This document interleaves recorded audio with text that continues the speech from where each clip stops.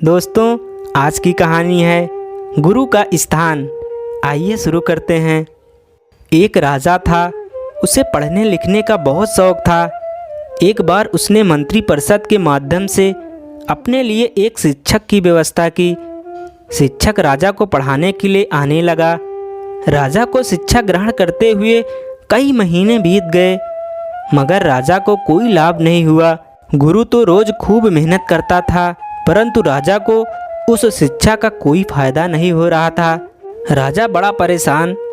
गुरु की प्रतिभा और योग्यता पर सवाल उठाना भी गलत था, क्योंकि वो एक बहुत ही प्रसिद्ध और योग्य गुरु थे। आखिर में एक दिन रानी ने राजा को सलाह दी कि राजन, आप इस सवाल का जवाब गुरुजी से ही पूछ कर देखिए।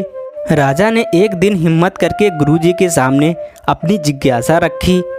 हे गुरुवर, क्षमा कीजिएगा, मैं कई महीनों से आपसे शिक्षा ग्रहण कर रहा हूँ, पर मुझे इसका कोई लाभ नहीं हो रहा है। ऐसा क्यों? गुरुजी ने बड़े ही शांत स्वर में जवाब दिया, राजन, इसका मतलब बहुत ही सीधा सा है। गुरुवर, कृपा करके आप शीघ्र इस प्रश्न का उत्तर दीजिए। राजा ने विनती की। गुरुजी ने कहा, राजन, बात बहुत छोटी है, परंतु आप अपने बड़े होने के अहंकार के कारण इसे समझ नहीं पा रहे हैं और परेशान और दुखी हैं। माना कि आप एक बहुत बड़े राजा हैं, आप हर दृष्टि से मुझसे पद और प्रतिष्ठा में बड़े हैं, परंतु यहाँ पर आपका और मेरा रिश्ता एक गुरु और शिष्य का है।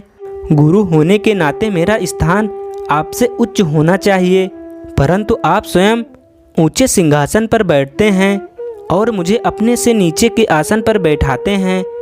बस यही एक कारण है जिससे आपको ना तो शिक्षा प्राप्त हो रही है और न ही कोई ज्ञान मिल रहा है।